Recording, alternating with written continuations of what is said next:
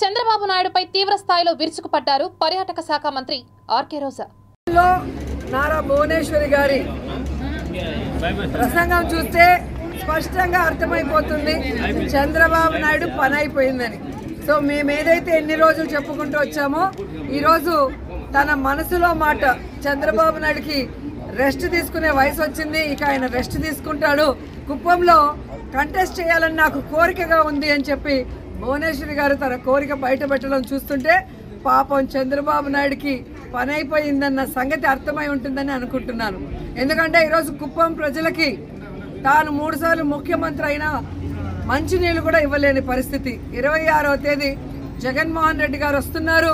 కుప్పం చిరకాల కోరిక అయిన మరి హంద్రీ నివా ద్వారా ఏ విధంగా నీళ్లు ఇవ్వబోతున్నారో కళ్ళారా చూడబోతున్నారు. అంతేకాకుండా అక్కడ ప్రజలు కోరుకున్న విధంగా మున్సిపాలిటీని చేశాం, రెవెన్యూ డివిజన్ని చేశాం.